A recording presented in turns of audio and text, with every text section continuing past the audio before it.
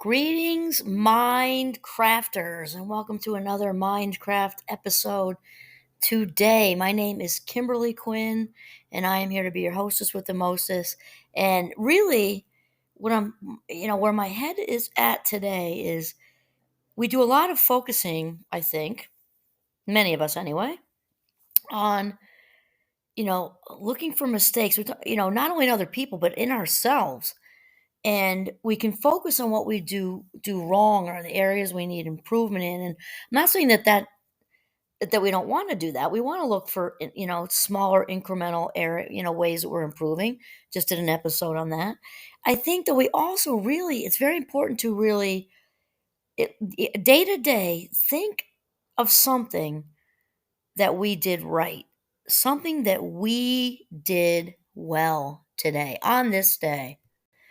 And so my shout out today goes, I'm on a Richard Carlson jag again. Richard Carlson, PhD, author of the Don't Sweat the Small Stuff book series. There's a lot of them. And I like them because they're small and good for the day to day kind of, give yourself a lift kind of thing. And Richard talks about how we often, not only do we focus on the mistakes we made, but we kind of score keep it a little bit. We kind of keep track of, things that we did wrong or things that we need to improve on or phrase it however you want to during the day instead of, and I'm talking about consciously now, because remember when we're on autopilot, there's no bigger thief of life minutes. And autopilot in general tends to be negative. Why? Because we are predisposed to think negatively for the reasons we've discussed along our Minecraft, podcast journey here, because we're very, it's a primal thing, very primitive thing for survival reasons. And so when we just kind of let our head go like that, it tends to score keep on, uh, mistakes, basically, is what I'm saying. And we can keep track of these. So we have to therefore make a conscious effort to say, hey, well, you know what? That conversation with that was going to be, I predicted to be super challenging, and we're not looking for perfect, right? We set the bar, do our best. That conversation with my boss or a colleague or with a young adult child or with an aging parent or whatever went way better than I would have hoped. Man, did I handle that well. They threw me a couple of curveballs in the conversation and, maybe tried to get my goat a little bit, or it was just challenging for different reasons. If it's your own child, and maybe it was like you had to deliver some information that maybe what might have been tough that was in their best interest. And wow, did that go well? I handled that well. Wow, did I choose my battles? I let go of whatever it was issue and just focused in on what was really important. Kudos to me. I did well. And there's things we actually screw up, maybe um, we completely forgot a doctor appointment or dentist appointment or something like that, sports physical for the kid, and we screwed up, and now it's an issue because they're booked solid and we can't get back in there until 3 weeks from now or whatever like that.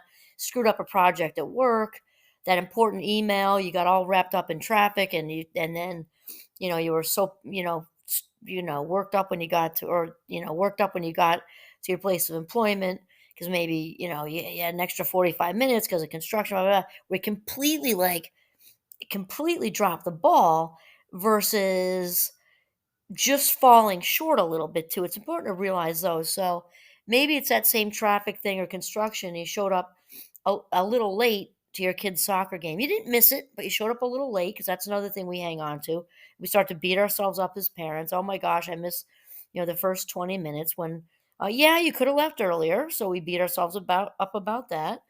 Um, Also, we can beat ourselves up over other people's reactions. We had that conversation and didn't expect somebody to be hurt by it or get angry with it. And all this stuff is what we're talking about. We score keep and hang on, and we don't often realize that we are, like landing in this. It's kind of like throwing it all in a big negativity bucket. And we're not saying to take accountability. Absolutely. We could have left earlier if we were late for whatever said meeting or soccer game, whatever. We could have left earlier and given ourselves more time, sure. So just own it and note to self, this made me feel really crappy and I feel like I disappointed my kid or colleagues or boss or whatever. And so I'm not going to let that happen again to the best of my ability. And I'm going to give myself more time to the best of my ability. And then Richard Carlson, PhD, says, now shift gears. It is like a shift. I picture a gear shift, and that's kind of like what it is, right? Shift gears and think about how often you give yourself credit for doing something right. If you're like the vast majority of people I know, your ratio of criticisms to compliments is going to be weighed heavily towards the negative. And then Richard says, you might be thinking, oh, everyone is like that. What's the big deal? It's only human. This assumption is partially true. Unfortunately, most people are like that. Most people do focus excessively on their mistakes and pitfalls, but that doesn't make it a good idea.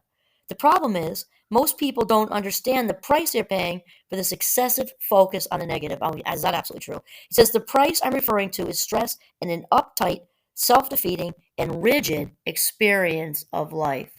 And, again, accountability versus self deprecation, there's quite a big difference. Because when we authentically, very authentically take accountability that we screwed up, showed up late, did this, did that, fell short, dropped the ball, then we don't reside there. When it's authentic, we just nail it. We might have to say it to other people, depending on, might be just in our own head because we know we messed up. And if it was worthy of a conversation with to rectify things, good. But then, okay, you're human and let it go. So I took accountability. I'm not going to say, oh, whatevs, and continue to do it. I'm going to do the best I can to make sure it doesn't happen again, the best I can, and then to move forward because we need to realize that life is full of mistake making. We all do it. We're not perfect, not going to be perfect, and that's who says that? Anne Shafe. I say that a lot. Anne Shafe says perfection is self abuse of the highest order. So we're not looking for perfectionism. We're looking to set the bar and do our best and really authentically work at that. That's what we're talking about. Not beating ourselves with a spiked guilt club, or spiked shame club. That's not what we're after here. Accountability, forgiving of the self and maybe other people, whoever's involved, letting it go, moving forward, striving to do your best and accept ourselves with all of our imperfections. Accept ourselves with all of our imperfections. And I think it's also to realize that life is, I mean, okay, first of all, we're not perfect people, right? We talked about that just now. We are imperfect beings. And the other thing is, uh, because we have humanity in there. The other thing is life has gotten really fast, right? We have a very media saturated, fast paced society where it's just really full. And there's the whole, technology. We are available usually 24/7, and everybody else is available to us 24/7. So the stimulation rate or intensity is really, really high, right? Because we feel like we're never really off the grid, where it's just constant, constant, constant, constant, constant. So with so much interaction and so many meetings, especially with the way things are now, we can have meetings virtually. It's not like you just didn't go in today and you missed it all. They say, oh well, okay, we can send you a link. It's just constant, constant, constant. So with all of those meetings, appointments, all the interaction and with human beings, other human beings, there's going to be mistakes, no matter what we try to do. Just like with the gazillions of cars out there driving around, no matter how good of a driver someone is, there's bound to be accidents. Small, medium, large is bad because it's just the statistics, right? There's cars moving around constantly with all kinds of variables, and that isn't different with human interaction, all the externals that happen, and the potential for mistakes. And so when we accept this also, I think, helps us to really realize how we may need to make a concerted effort to shift towards something we did right on this day. So, all that was a way to say, cut yourself some slack because Richard says focusing on what you do wrong encourages you to sweat the small stuff. It puts your attention on all that is wrong with yourself and the world and makes you feel less than okay, even incompetent. That's important because we've talked a lot with our Mindcraft podcast, right? That where we place our attention is where our energy goes. Where we place our attention is where our energy goes. So if we're placing our attention on the mistakes we're making, where we're falling short and dropping the ball, that's where our energy is going to go. It's to just residing in all the ways we don't measure up, which leads to feelings of how we don't measure up, right? Feeling flawed and defective, and that's shame. Okay, and guilt's closely related, but a little different. And so we got to be really careful. So now in this Minecraft journey, when we know that thoughts come first, feelings second, and actions or behaviors third, realize that we can't feel as if we don't measure up unless we think thoughts on how we don't measure up first. That's a fact. That's just how it works. And so Richard continues, he said, negative focus generates negative energy. Yes, it does. And I believe feeds into negative behavior. Spot on. It reminds you of problems, hassles, and inconveniences, and makes you feel uptight and encourages you to be critical and hypersensitive. So, of course, the reverse is also true because wherever we place our focus, our intention, attention, and intention is where the energy goes. When we shift our focus, again, a little bit of an uphill, rolling a snowball uphill, right? Um, Onto whatever we did right. One thing, start with one thing. Or, that dinner went really well. Wow. I tried a new recipe, and it went really well. And the family liked it, or my partner liked it, or I liked it, right? Maybe it's just you home. Give yourself that because this also attracts more positive thinking, which then leads to more positive feelings, which then attracts more positive things to happen, right? So more positivity. It reminds us that we are competent and that we do have good intentions. And Richard said it encourages you to give yourself a break and to make allowances for the few little things you do wrong or need improvement on. When you remind yourself of the things you do right, it helps you to become a more patient person with yourself and with others. Now that's important too, because just like when we talk about mindfulness and that whole non-judgmental component to mindfulness, just like anything else we practice, right? We get better at it no matter what it is.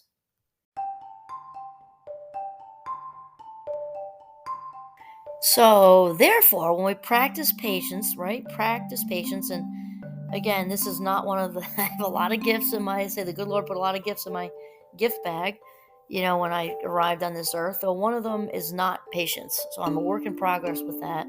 And also, so practicing patience, practicing non-judgment, practicing acceptance, just like practicing, skiing, cooking, the violin, whatever, we eventually get better at whatever it is we practice or rehearse, and it gets easier to maintain. So this is important because when we shift into or lean into this idea of consciously pulling something into our consciousness each day that we did right, that went well, it's going to sort of bring more confident thoughts, more positive thoughts, more competence thinking, attract more positivity.